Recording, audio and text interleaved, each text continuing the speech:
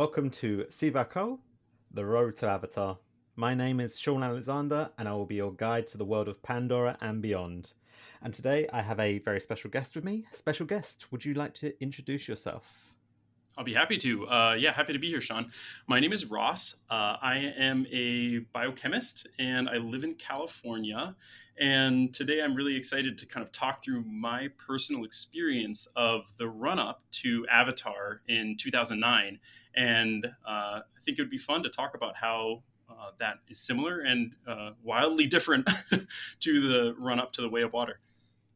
Yeah, it's exciting, and I know you've got a fun little anecdote for us later on, which I'm sure people are going to get a real good kick out of. But before we jump too deep into our into our main topic, I want to talk about. I've got a few questions for you. The first of which is, when did you first see Avatar? Um, I think it was a little bit of a different time. If I remember right, in 2009, they were still doing the true midnight showing. So now we get kind of Thursday night previews before a Friday opening, right? And as I recall, Avatar came out on a Friday, which meant if you want to see it on Thursday, you're there at 12:01 a.m. or whatever. And I hope I'm not misremembering, but yeah, it was like a really big ask to show up there and go to a movie that lets out at 3 a.m. But that's how we did it. And so I was there in 3D IMAX. Um, I lived in Ohio at the time. It was a pretty dismal winter, so I saw this movie. It was delightful to be transported to this lush, verdant world. And I ended up going again and again during this winter because I wanted to take all my family and friends. So I think I saw it 5 times in Ohio. And then I moved to California and I saw it 2 more times there, one in this huge IMAX in San Francisco and another time when the special edition came out. So yeah, I mean, I was hooked instantly. I actually wanted to make a comment because the you mentioned about like midnight premieres. I find it really weird that in America it's not the midnight premiere is now the previous day. We in the UK midnight premiere is still the same. It is Nice, you nice. go at midnight and you get out at 3 a.m. absolutely bleary eyed, struggling to figure out what's going on. Yes, I miss that feeling a little bit, but not that much. Because I did it for all this the latest Star Wars releases, and I've done it for I think the last two Avengers films as well. Um, and I just remember coming out of like Avengers Endgame thinking, what's going on? Like I didn't understand half of it. It felt like because I was so tired, uh, and I kind of hope I get that with Way of Water in a way as well. I kind of want to do that midnight screening feeling. Totally. I mean, so here I think both Endgame and Force Awakens just went completely overboard. I saw Force Awakens at a 5 a.m. showing, and it's completely bonkers. So I might be there, starting the showing in the wee hours for Way of Water, depending on how lucky I am with my, ticketing. But I guess that's another thing I'll mention. I do not miss queuing up for the movies because now we've got these reserved seats, and I presume you have the same luxury. But that's a total game changer because if you wanted to see a movie, at midnight, you're there at 10:45 or whatever, getting in a line. So that was another practical difference too. That it has its charms. It definitely helps build anticipation, but it was a real pain. I remember a time I tried to take my family to see Avatar, a week after it had opened, and we couldn't even go just because it was sold out. You don't know what you're going to get when you get to the theater. And again, we could talk about the way the movie exploded, but it wasn't traditional. Usually the second weekend is a little bit more chill, but that wasn't the case for Avatar. I guess I might as well talk about this. I don't know if you talked about it on the podcast yet, but there was this blizzard, right? That sort of held back the first opening weekend for Avatar in the States. So the East Coast was hit really hard by this blizzard, and so the movie made almost identical money its first 2 weekends in the States, which is just kind of a weird phenomenon, but just kept going. Yeah, like I always think that's such an interesting aspect is when you do look at that first week drop, it went down like point one. It was like 1.5% or something stupid, like Yep. something really small, and it's just unheard of for something that's this big, you know. And nowadays, all you hear about is like films doing like a 50% drop off after the first weekend, 75% drop off. And you're thinking, wow, like that's so front loaded, and Avatar was just the complete opposite. Totally, totally. Yeah, long legs. That's the Mm. Navi way. So my next question is: do you have a favorite moment from the film? Yeah, so I'm like a rock climber by hobby, and definitely when they're ascending to do the first flight, that part hits me really hard. Just seeing them sort of effortlessly doing this death-defying climb, that's the big emotional moment for me. That's the one that hits me in the heart. But my favorite, um, my favorite kind of intellectual moment is something that I don't know. I think many viewers maybe never even noticed. I consider this kind of like a little bit of an Easter egg. But when Jake's about to hop onto the Taruk, he says something about how he doesn't need to look up, right? And if you look at the skull of this thing, it has this like shelf of bone actually physically above each eye. So this creature like physically can't look up. It's something they don't really call attention to, but this is why his plan kind of works.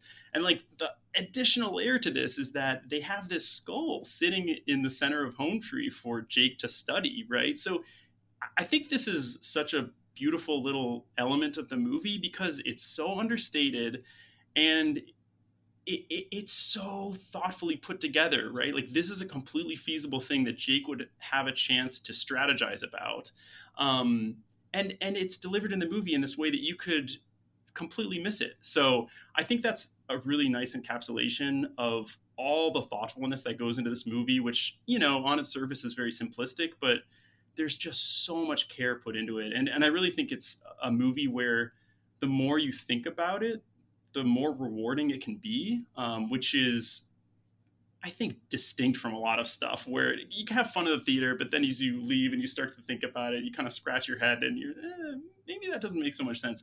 I just love Avatar because it really is a cohesive world that kind of makes sense, and everybody in there has their motivations, and they're driven and they're passionate, and I don't know, it's just like such a fun place to inhabit for me. Yeah, no, that and this is why this podcast exists, honestly, because I rewatched it at some point earlier this year, and I was thinking, wow, yeah, like there's so much depth to this. There is so much going on that you could discuss and talk about, and I'm kind of proving that here, where I've got 20 plus episodes now, where every episode is talking about some different aspects of Avatar or a James Cameron piece of work, and I think that kind of shows his quality as a filmmaker to be like, hey, I'm gonna make like the biggest blockbuster you can possibly make, but also you can have a think about it if you like as well. Why not? Absolutely. And I guess, yeah, the final thing that kind of ties into that is I really love that it has something to say about the real world. So few blockbusters do that. And even if you don't agree with it, I hope you can respect that it has a moral to it that is not one of these generic, vanquish evil things. I don't know. I really admire that about it too. So it's got the brains and it's got some heart. So yeah, that's why it's so special for me. Mm. And so with that, you must be pretty excited for The Way of Water, I imagine. Yeah, absolutely. But it is bringing back echoes of the run up to the first one because I'm a huge James Cameron fan. I actually had not seen Titanic before I saw Avatar because I was like, oh, that movie's soft. I'm just totally hooked on Aliens T2 Abyss, right? And I was so excited for this, return to sci-fi for James Cameron after so long. I love him always pushing technology. Like I couldn't even wait to see what was in store. And then when I saw some of the first marketing stuff, I was like, whoa, this looks kind of Disney. And so it kind of took me off guard a little bit. And it was interesting because it kind of reset my expectations. And so I went into the movie like wanting to be more excited than I was, just, for my own tastes. I didn't think it was going to be what I wanted most, right? But it was totally satisfying in this way that I don't think is comparable to any other movie. And I'm feeling a little bit of the same way about The Way of Water. Honestly, like I'm sure I'm gonna love it, I guess. But the way that the trailers look, it's looks a little bit too blue for me. It's a lot of family focus. I think it's so weird that Quaritch is back as a big blue guy. It is kind of interesting. I'm ready to be surprised again, and this is not a bad thing for me because the worst feeling in the world is disappointment, right? So I'm kind of deliberately trying to let myself keep expectations low so I can have that thrill in the theater, right? And ultimately, I'm so looking forward to it, of course. You know, I think that's the best way to kind of go into this as well. Or to be fair, any film, I think the best way to go into it is to like have a low expectation, just be like, I'm here to enjoy it, be along for the ride, and then it can come in and surprise you with whatever it brings. And I've got a feeling the Way of Water is going to plan to do that. We haven't seen that maybe from the marketing, but we'll talk about that a little bit later on. And yeah, like, but I've just got faith in James Cameron. That's basically what he's got so much goodwill from everything else he's made that I can safely assume that this will at least meet my expectations. Absolutely, absolutely agreed. No, I mean, and it's been so much care put into this. Again, it's another dozen years of work or whatever, right? Just like the first movie, it's got this huge investment, and they're clearly taking so much care with the story. Um, I have no idea what's in store, but I did manage to see a lot of these preview clips that were running after the re-release, right? So not a bunch of them. Believe it or not, I managed to see the re-release in 4 different IMAX screens in 2 different cities, and I even popped into a real D 3D showing, so a non-IMAX 3D showing, in hopes that I would be able to catch these different clips, right? And ultimately, I only saw 2 of the 3. So I saw the kids underwater, and I saw the Tulkun. But I never got to see the one about, I don't know, 2 people on the beach arguing or whatever. I can't remember what the third one was. But those clips look incredible. And so, yeah, just for the visuals alone, I'm sure that the sequel is going to blow minds. And so, yeah, my expectations are sky high for just the visuals. And I guess another thing is that, I guess this kind of feeds into the hype building for the sequel, actually, kind of our topic today. I don't think people knew what they missed if they didn't go see the re-release, because the first movie looks absolutely incredible with the laser 3D projection, especially in IMAX. It's even better than it was the first time around, and it was already a spectacle, right? That brought people back to the theater again and again. It's markedly improved, and that was such a pleasant surprise. And the sequel is going to get this treatment globally. I think people are going to take notice, and honestly, I think that they're banking on this because the marketing has been a little bit late. It's been a little bit delayed. I think they just know that people are going to see it, and that the word of mouth is going to do most of the heavy lifting.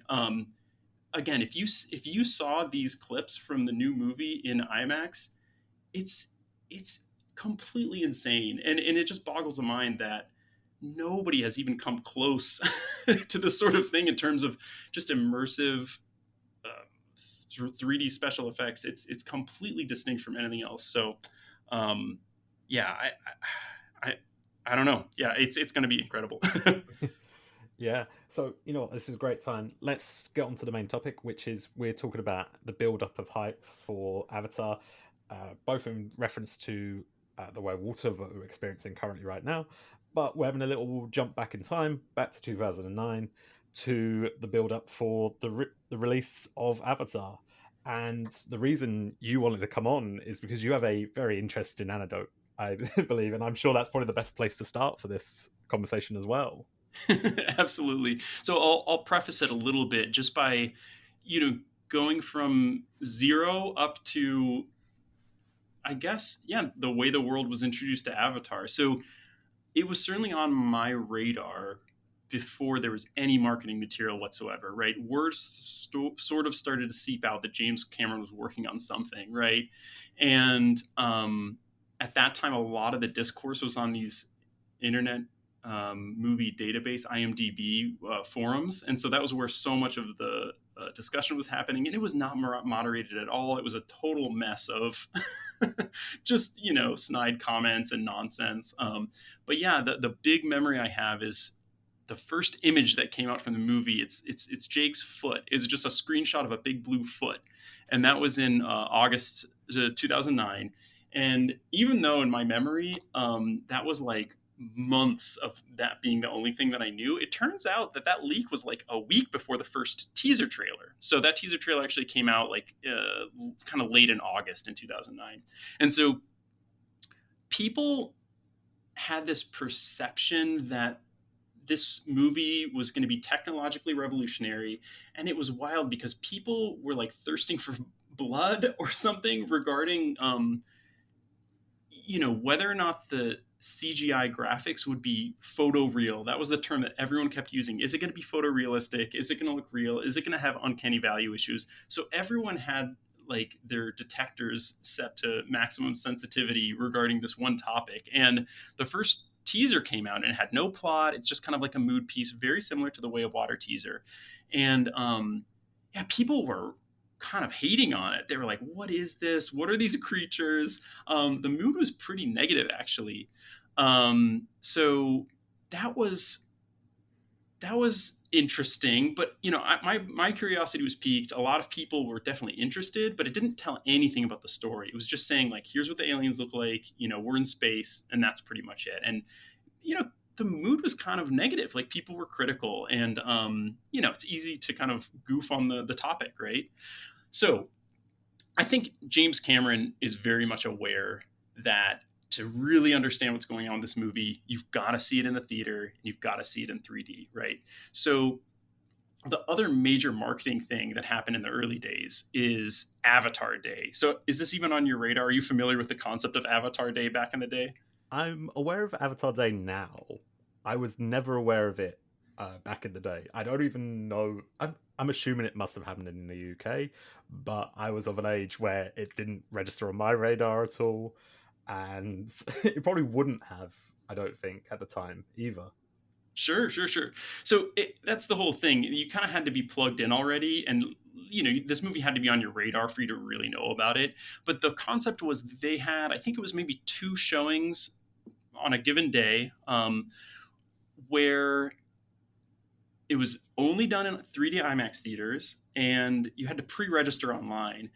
And I'm one of those people that was pre-registering like crazy. This is back in the day when the internet was not very reliable, and so I was using four different emails to get my limit of two tickets. So I think I probably reserved 8 tickets for myself. The only people from my crew that ended up going is me and like my sister, right? So we end up in this theater, and it's like 25% full. The place is mostly empty, and it's because of me and the other eager people like me who are terrified of not getting a seat, not getting a ticket, right?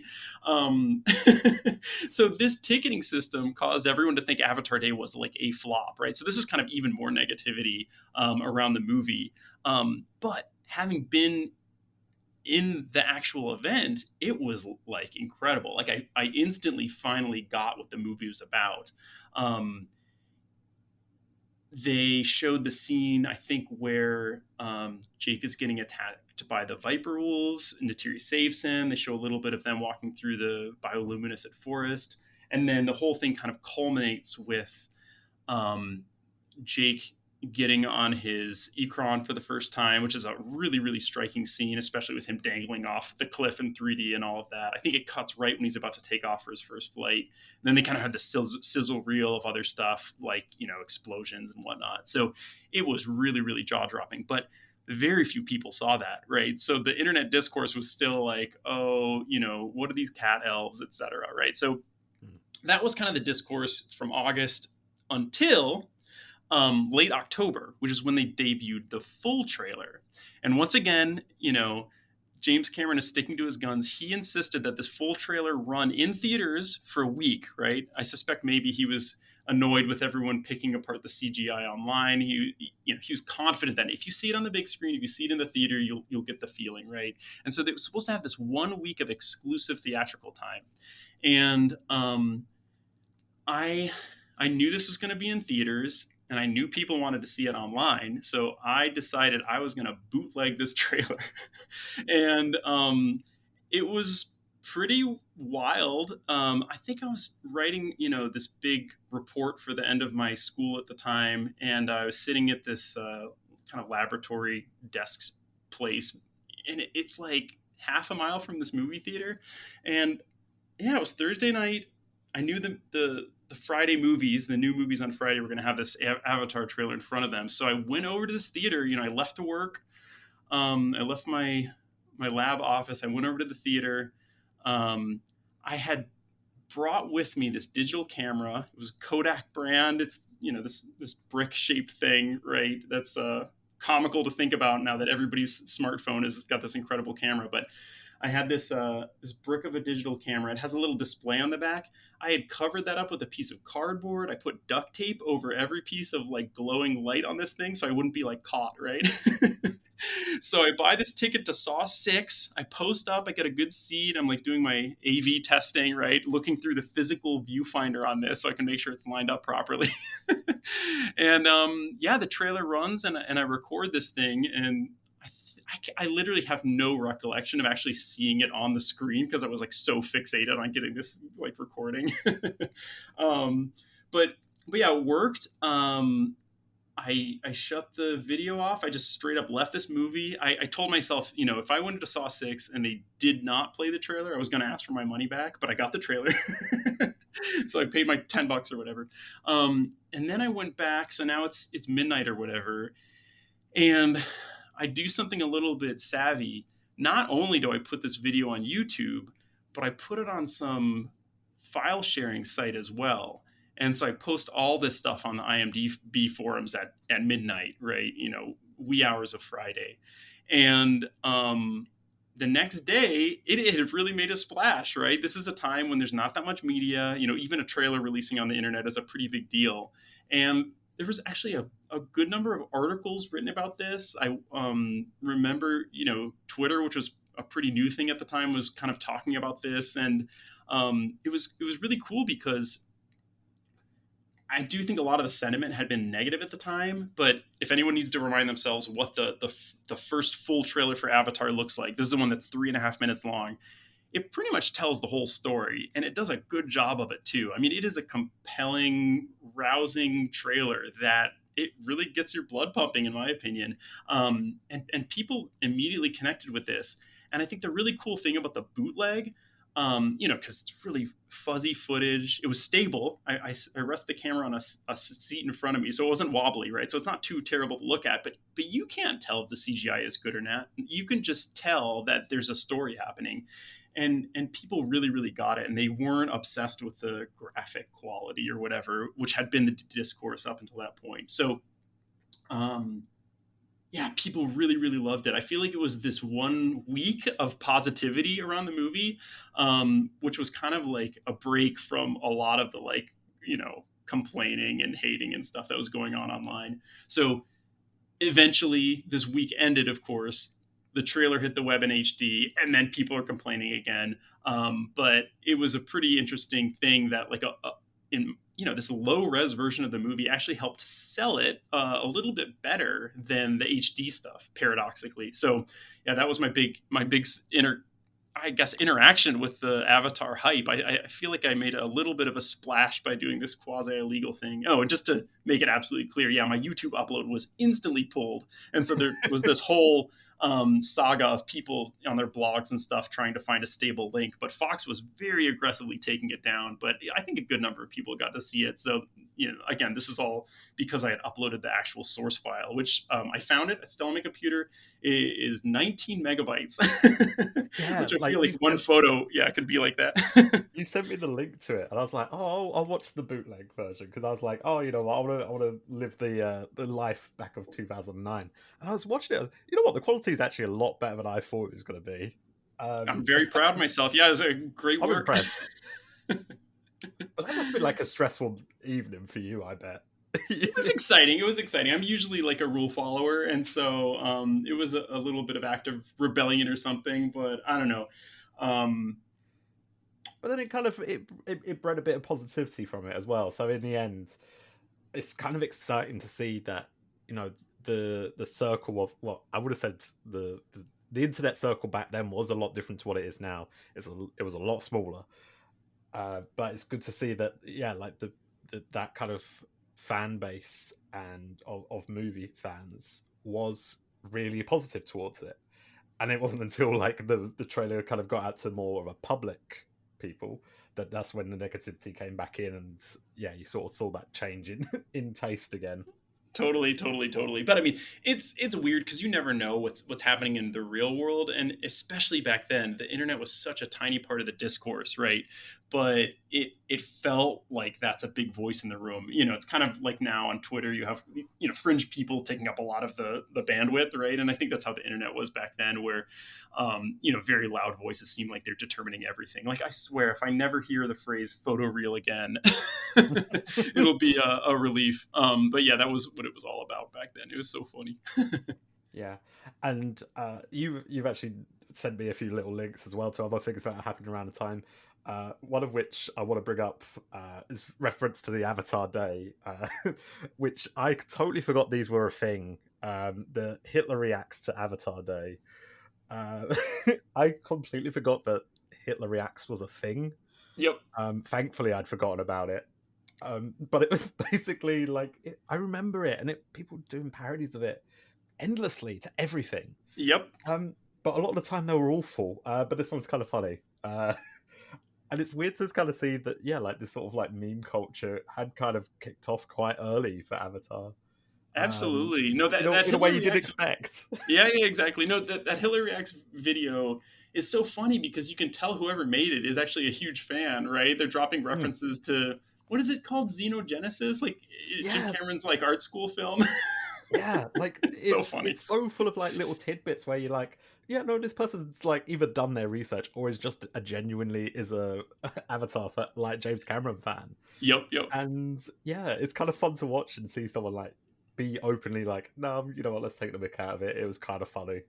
It was really good. Yeah, but the gist of that one, I was trying to remind myself, like, did Avatar Day flop? And yeah, I mean, people were so eager to call all of this stuff a flop, and it continued all the way through just before the release date. And this is the same thing that happened with Titanic. They were saying, well, once the budget is this big, what are the odds they're going to make their money back, right? So there were many articles and tons of sentiment that was saying, Avatar will never make its money back, huge budget delays, etc., because it was delayed.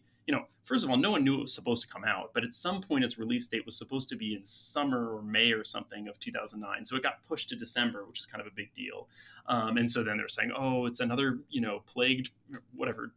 It's another, troubled project from James Cameron. And so, interestingly, I think people have kind of learned their lesson before this Avatar sequel comes out. Like, no one is really bad mouthing that one. I think the never bet against James Cameron is one cultural impact of Avatar that can't be denied. I mean, that is a sentiment that people pretty widely appreciate now, that like you just kind of trust that he's going to do things the right way.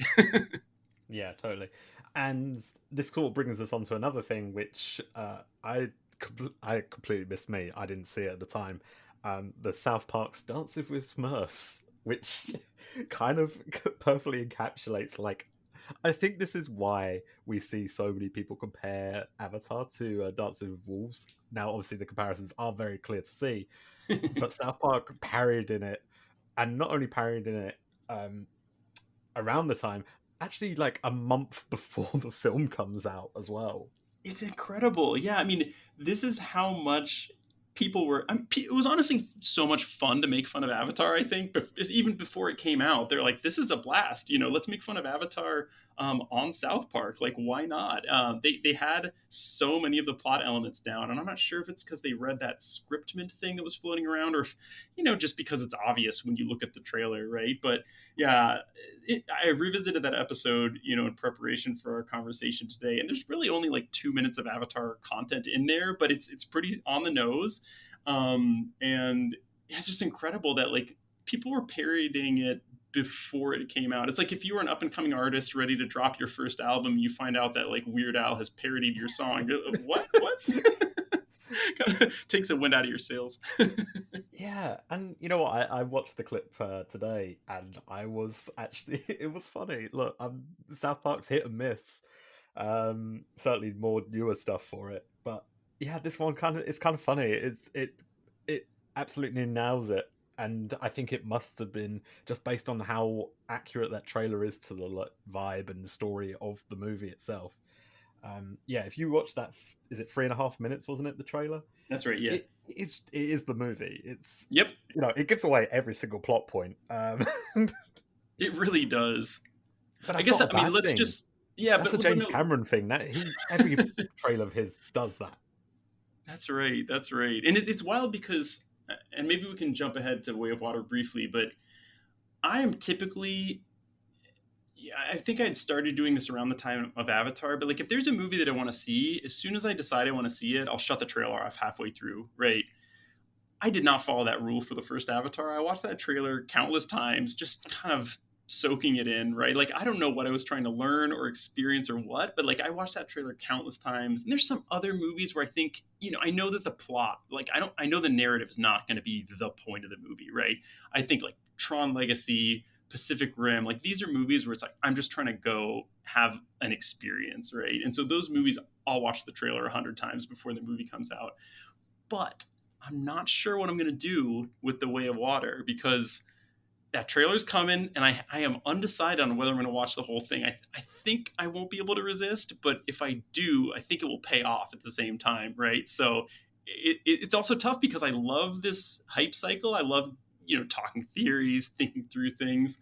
But at the same time, exactly as you said, the first Avatar, you knew every single story beat when you go into the movie if you watch that trailer, and that's not necessarily a bad thing. I had a blast, right? But you could have that kind of extra cherry on top if you get to be surprised in the theater, right? So I haven't decided yet. Yeah, and obviously I'm sort of in a awkward situation here where I have to. I've committed too deeply now. I can't not watch the trailer when it comes out. Um, but it's sort of interesting now to look at the way of Water's is currently being promoted this year so far. There, it's been kind of dry. There's not a lot really happening. And when I was looking through the timeline that you sent over of like what happened during 2009, they had like clips shown at Comic Con. There's like image leaks, teasers, the Avatar Day as well. And you think, yeah, like it's really been quiet this for us this year. And I'll sort of break down like what we've had. We've had the teaser release, which was the main big one, which was back in May. I didn't realize how long ago it was. It's kind of crazy to think how long ago it was. No, I mean, imagine going from May to potentially November, right? The gap between your two major pieces of marketing stuff. That's very strange. Yeah, yeah, like that's your two public ways of promoting the film, and you've left a very very big gap between the two of them. And hey, maybe this is a new strategy. Maybe it's going to work. I don't know, possibly. But since between then, all we've had some Lego set. Well, I say Lego sets; those were for the first Avatar film. It's not That's even another for the Way of incredible Water. thing. Yeah, it's just, and then exactly, you took the words out of my mouth. That's the first thing I thought of too. It's like, well, we got Lego. It's almost yeah, it's for the first movie. Yeah, so it's interesting that rather than actually building hype for the Way of Water, it makes me think maybe they're actually building hype just for Avatar as a brand itself. And I think maybe that's the idea, is that they're reintegrating Avatar back into society in a way. It's had its 13-year gap where people have taken, like, made fun of it as much as possible. And now they're like, okay, we need to bring it back to people in a way that people understand. With Disney marketing it, I can't see it failing. I don't think that's physically possible. And I think this is their way of being like, look, we're gonna make this a whole brand in itself, and you can look forward to like all the sequels for this. Yeah, I guess another thing that's been going on. I totally agree with everything you're saying. There's also the kind of quiet background hum of the Avatar park at Disney, right? I think that has kept it in people's minds, and I think the reason it makes sense to market this, not as I don't know if I would think of calling it like a brand per se, but it's really the world, right? Like I think that's why people like Avatar so much. It's like going to kind of visit that world, and if you have that sort of nostalgia for that whole experience, that vibe, that mood, then I think it can be effective, right? So uh, it really it brings me back to the re-release. The way they marketed that is so weird to me. I don't think they clearly emphasized like this movie is going to look better than it's ever looked. That didn't show up, and I mean they barely advertised it as far as I could tell. I don't think that the public knew anything about the movie looking better than it had, and they really didn't make it clear that you've got these sneak peek scenes at the end. I mean, even the people that made it to the re-release where I think the vast majority of the people, I saw 4 IMAX showings. The majority of people were getting out of their seats before those scenes came. Like, people were not there to get a sneak peek of Way of Water, and I imagine a few people would have come out for that reason, right? And it's just really interesting because I feel like that's the equivalent of the quote Avatar Day this time round, right? Is an opportunity to see some scenes on the big screen, right? And I don't think people, unless they're already, true blue fans, I don't think they knew that was happening, right? So it's kind of interesting. But again, as I said earlier, I think somebody somewhere is betting that the word of mouth is going to carry this. Yeah, it did feel like a little bit of a fumble with the remaster, not in a bad way, because it obviously it did really well. Like the money it made as a remaster is ridiculous. It made like 30 million worldwide on that weekend, which is great numbers, and I think it made it 70 million total over the whole rerun, which, for a very short run, that's pretty impressive stuff. Absolutely, absolutely. But I think you're right in terms of people were like, yeah, like I was saying, people were leaving before the teasers came, and I was like, this is why you should be here. You're about to have like a perfect way to compare like what has happened in this 13-year gap in terms of like how does it look different.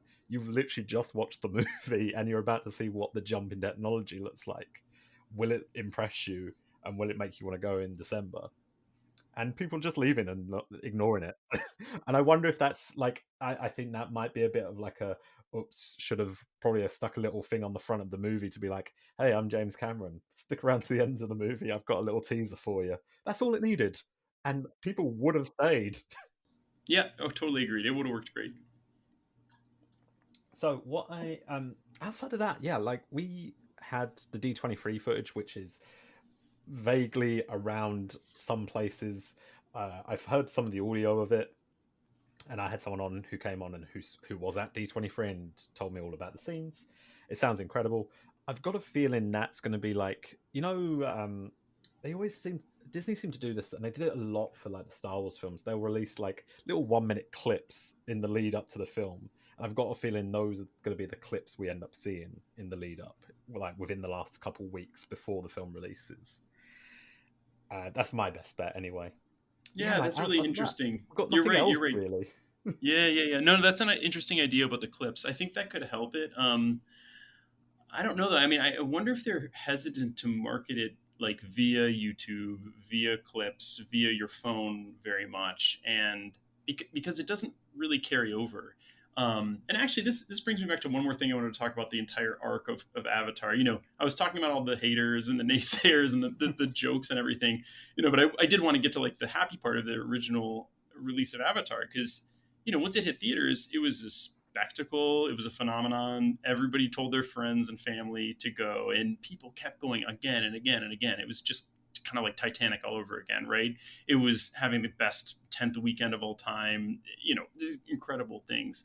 Um, so it had this incredible run during kind of winter and spring of 2010. But the one thing that I kind of noticed when I was tracking sentiment, because I was paying attention to what people were saying online, is like when the Oscars were about to happen in February of 2010, there was a DVD screener that leaked. And so everybody was kind of sitting around at home, mostly college students. That's who's posting on the internet, right? They got access to the leaked torrent of this DVD screener. So it's good enough to watch in high quality. You know what you're seeing, but it's on a laptop probably in 2D, right? And I think this is where all the people started showing up saying, this movie sucks, story sucks, graphics aren't even that good, whatever. Because, I mean, honestly, for me, I think I've seen Avatar in the theater more times than I've seen it at home, right? It's a movie that I like, but it is absolutely not the same. And that's one of those interesting things that I think is where the negativity like crawled back in, is when a lot of people who were kind of like, didn't want to bother to go to the theater. Oh, I got to see this movie. Hey, this is the biggest movie all time. This stinks. And so, I wonder if a little bit of this is, Disney, Cameron, whoever, just kind of trusting that like the theatrical experience is the way to spread the word. But again, why didn't they market the heck out of the re-release? Why didn't they tell people to go see these clips after the re-release? That's the part that really boggles my mind. But whatever, we'll see. I'm happy the re-release happened. It was such a thrill. I took so many friends and family to see that again. Some people had never seen it because they weren't born yet. So it was a delight to see that re-release. But it was weird seeing so many people not even knowing it was coming out, right? So I think, yeah, again, that seemed like a missed opportunity, but there's plenty of time and there's no competition after Avatar. I think there's 2 or 3 months before another substantial movie comes out, right? So I think they're just kind of going to let it steamroll the competition in theaters, and people have a huge appetite for big screen spectacle. I think Top Gun Maverick shows that really clearly. So I don't know, maybe they're just optimistic.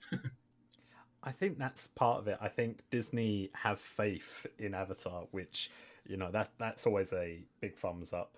That they think Avatar could basically do it by itself without any marketing right now. The thing I think that the most telling sign for me is the way the rest of the industry reacted to the fact that Avatar's this December by just clearing the path. No one wanted anything to do with it.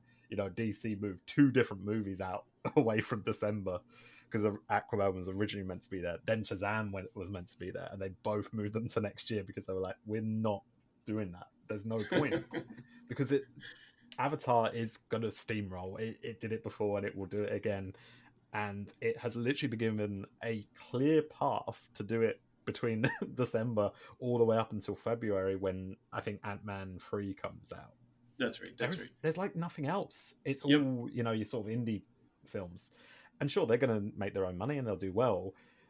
But Avatar's got no substantial competition in terms of a blockbuster. So people will probably just keep going to see it again. I will definitely be going to see it again and again if it meets the expectations I have for it. Yeah, absolutely. I mean, I can't wait. Yeah, these new projectors just they look so good. And again, the fact that Top Gun kept going back. I don't know how close you followed its run, but in my area, it kept showing up in IMAX theaters again and again. I think it came back 2 different times to IMAX, and to me that really says that people will go to the movie theater, despite the explosion of streaming. Like people will go to the theater for something that's worth seeing in the theater, right? And I think Avatar and of course the sequel are the definition of this sort of thing. So we'll see. I mean, yeah, I'm not that wrapped up in how well it does. It's fun to like keep track. I'm just so excited to see more of this world, right?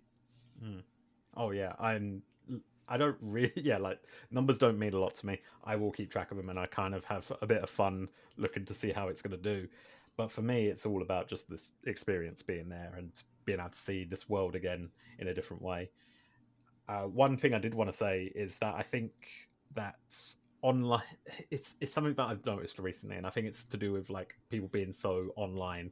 The term chronically online comes to mind constantly when I think about it, and it's that people are so in their own bubbles, especially in terms of stuff like Reddit, where they're talking into to other people who have the same opinions. And I think people are underestimating what the general public reception of Avatar is. And I think that's what's always ends up bringing me to think this is going to be successful beyond what any people like predict. People predicting like, it'll hit 1 billion, but I'm thinking, yeah, like 2 billion plus, because the general public just really reacts well to the first one. And I can't see why they wouldn't react the same way to the second one, because a lot of the people are going to want to come back to that world. And now there's a whole new generation who are probably going to come back to it as well, and in a new way, whether they've done Pandora in Animal Kingdom, or they just have curiosity because it's something new and refreshing. Yeah, absolutely. You inspire a couple of thoughts. One of them is this generational effect that I observed with the Star Wars prequels. So I saw those when I was around college age. And it was weird because I grew up as a mega Star Wars fan. And then I'm in this kind of, young adult kind of critical complainy age, and I saw the prequels and I was like, oh, it was fun. The buildup was fun, but Phantom Menace especially was a little bit like, this is not exactly what I was expecting. Attack of the Clones was really like a huh. Revenge of the Sith was fun, but overall, I was old enough to have, and a little bit of like a burgeoning cinephile, to realize like something's a little bit off here. And then in the early days of the internet, people just demolished these prequels, right? It was the biggest punching bag. But then there's this turning point, right, where the people that saw the prequels when they were little kids got on the internet and they love them, right? Even if they can like laugh a little bit about how it's corny or whatever. There's huge positive sentiment for the prequels on the online. And so I'm really curious how many kids grew up with Avatar, right, and are now going to be heading out to theaters to be able to see it in the theater for the first time, right? I think a little bit of this generational effect is going to come into play for Avatar. So that's one thing I was thinking of, and I guess I blanked on my other thought that you inspired, but that was a big one for sure. Yeah, I think the prequels is a great example of that. And yeah, like my age, I was younger. So what? When Phantom Menace was it 99? Phantom Menace? Yeah, I think so. Yeah, so I was 7. Yeah, Yep. like that was my Star Wars growing up. Really, I'd seen all the other ones, but the prequels were the ones that I connected to most. I had ridiculous amounts of toys for them, and I was obsessed, and I enjoy them to this day because of those memories. And I wonder if we're gonna get that same effect with Avatar in terms of like we've had that big gap. Kids who watched Avatar when they were younger, and maybe some people who were like quite cynical when they were younger watching it and being like, "Oh, look, I'm the edgy teenager. I'm not gonna like this. No one likes this film. The internet told me not to like it, so I don't like it." And now they're gonna watch the sequel and be like, "Wait a second, I've grown up and realized the internet doesn't need to tell me what to do. I like uh, this." that's great. No, I mean, it's funny, your perspective about the prequels, that's your Star Wars. I just wanted to relay the same thing. Like when I was young watching Star Wars, of course, the older generation is like, what is this garbage, right? I mean, it's like these are fantasy films that tap into, a certain openness of imagination, right? And I'm not saying that Avatar is the same way and that it's especially appealing to younger kids, but again, it is such an earnest movie, and I think that's going to continue in the sequels. And I do think that earnestness is something that can turn off, somebody who's trying to be cool, right? The kind of young adult type. Um, so yeah, that's that's an interesting aspect. I did recall the other thing I was inspired to talk about regarding kind of global reception, or the online versus the real world reception. Um, it's really exciting that Avatar is going to get a release in China if you're thinking about how it's going to perform, box office, and all that stuff. Because I think a lot of the recent Disney movies have been shut out of China, and China was huge.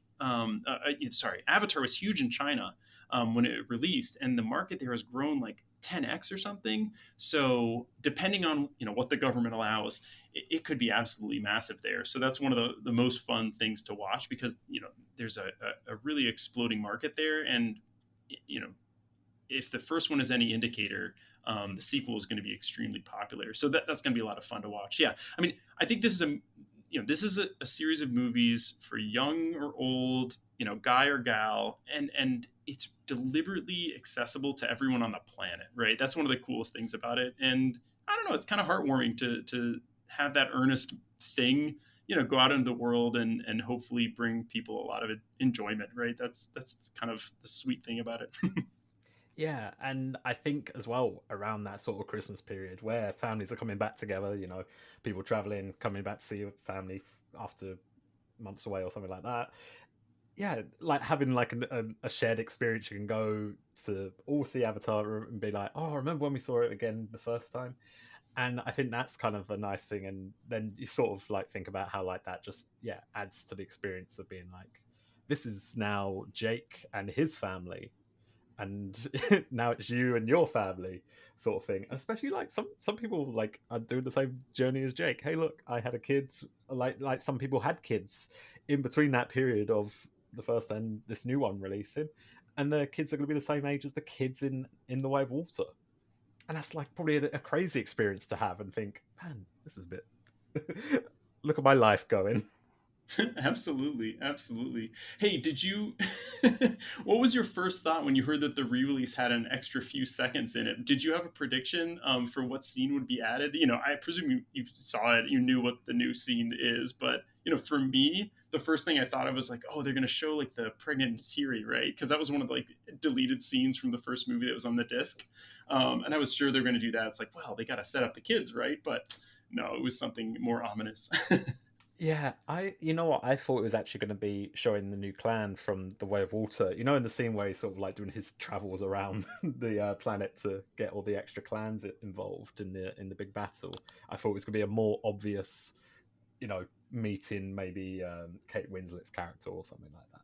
Oh, that would have been so cool. I love when he rallies the clans. It's one of the most stirring sequences. I absolutely love it.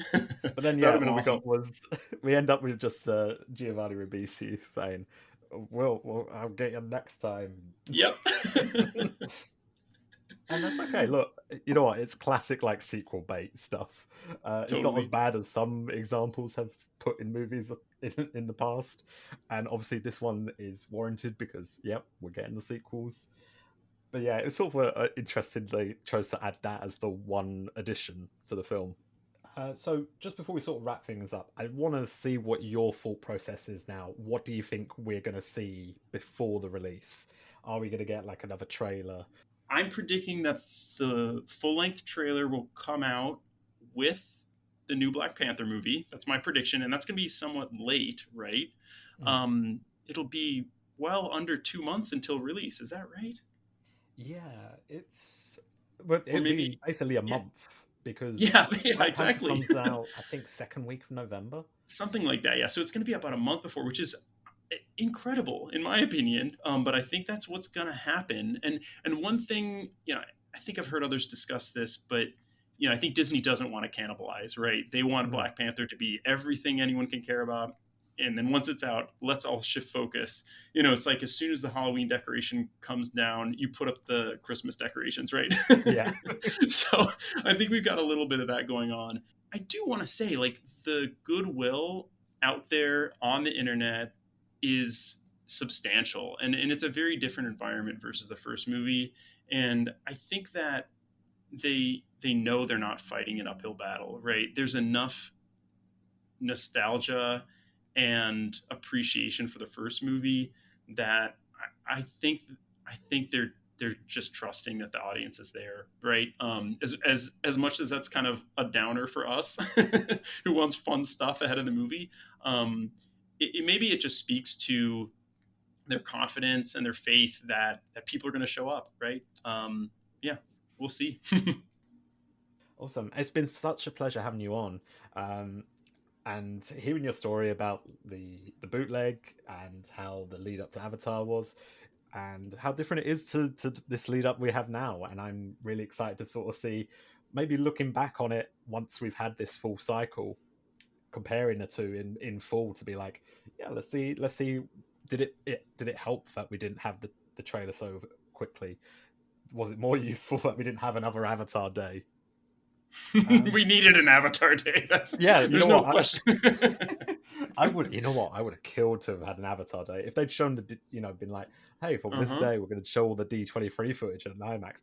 I would have been out there as quick as anything. I would have been waiting around at repeat viewings. I'd have been walking around in the circle to go back in. No, that like 50, yeah, whatever that was, that 15 minutes I saw of Avatar, I was like, oh, okay, this is something totally different. Like, this is incredible. And yeah, but again, it must be the fact that there's enough people that already know what's coming around the bend, and I think there's enough excitement. Maybe they're just banking. We'll see. Yeah. Yeah, so I want to say a big thank you for coming on. And I also want to say thank you for everyone who has had a listen. I know this is a bit of a different one because we get the chance to listen back into the past a bit, and also kind of see how we're going to go for the next few weeks. But yeah, until next time, everyone, I want to say thank you and hope you have a good day. Speak to you all soon. Bye.